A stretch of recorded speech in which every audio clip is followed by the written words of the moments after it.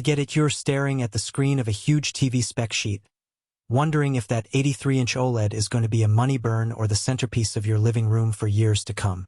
You've probably seen ads promising perfect black and AI upscaling, but you also know that a TV this big can feel like a gamble if the room isn't right, the content doesn't match, or the price tag doesn't line up with the actual everyday experience.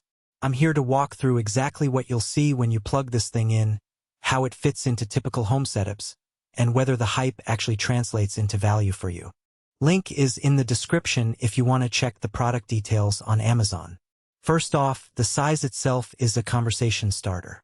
An 83-inch diagonal is roughly the size of a small movie theater screen, so you need a viewing distance of at least 1,012 feet to avoid that wallpaper effect where you can see individual pixels or get a headache from a screen that feels too close. If you have a spacious family room, an open-plan loft, or a dedicated home theater space, that size can genuinely feel immersive. If your couch is only a few feet away, you'll probably spend more time adjusting the picture or moving the seating than actually enjoying it.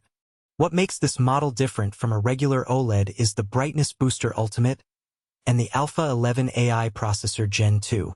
Traditional OLEDs shine in dark rooms because each pixel can turn off for perfect black, but they historically struggled in bright environments. LG's Brightness Booster claims to lift the peak luminance enough to be bright room ready, which means you can watch movies on a sunny weekend without the picture washing out. In practice, I found the TV to get noticeably brighter than my 65-inch OLED when I opened the curtains during the day, yet it still kept the deep contrast that makes OLED special. That's a sweet spot for people who have large windows or a living space that isn't a dedicated dark theater. The AI processor does more than just upscale. It analyzes every frame and tries to enhance detail, reduce noise, and adjust colors on the fly. For streaming services that still deliver 1080p content, the upscaling is actually noticeable. You get a sharper, more textured image without the artificial soap opera look you sometimes see with lower quality upscalers. If you're a gamer, the low input lag and quick response time combined with the AI's motion handling make fast-paced titles feel smoother, although you'll need to turn off some of the extra processing if you're chasing the absolute lowest latency. Now, let's talk about the real-world strengths. Dolby Vision and Dolby Atmos are baked in, so if you have a compatible sound system or soundbar, you'll get that cinema-grade dynamic range and immersive audio without fiddling with extra devices.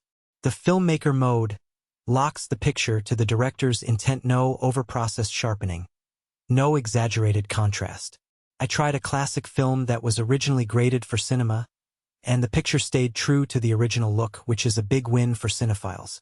The Wow Orchestra feature, which essentially boosts color vibrancy based on content type, can make sports and nature documentaries pop, but it's also easy to toggle off if you prefer a more natural palette.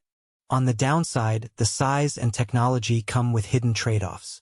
OLED panels, even with the brightness boost, still can't match the absolute peak nits of top-tier LED backlit CLEDs in a sunlit room. If your primary viewing spot is right next to a large glass wall, you might still see some glare, and you'll need to invest in anti-glare curtains or a matte screen protector. Also, the TV's power consumption jumps noticeably when you crank the brightness up for daylight viewing. Expect a higher electric bill if you leave it at peak settings all day. Another practical concern is the burn-in risk that's often whispered about with OLEDs. LG has added a pixel shift feature and a screensaver that activates after a few minutes of static content, but if you habitually leave a news ticker, a static game HUD, or a channel logo on for hours, you could eventually see ghosting. For most households that watch a mix of movies, series, and occasional gaming, this isn't a deal breaker, but it's worth noting if you're thinking of using the TV as a permanent dashboard for smart home data. Who should buy this? If you have a large, well-ventilated space, enjoy high-end home cinema experiences, and want a TV that handles both darkroom movies and bright day streaming without needing a separate HDR TV, this 83-inch OLED is a solid contender. It also makes sense for gamers who want low lag and excellent color fidelity, provided they're okay with occasional calibration for the absolute fastest response. Families that watch a lot of mixed content, Netflix, Disney+, sports, and gaming will appreciate the AI upscaler and the built-in Dolby Atmos, especially if you already own a soundbar that can take advantage of it. Who should skip it? If your living room is small or your primary viewing distance is under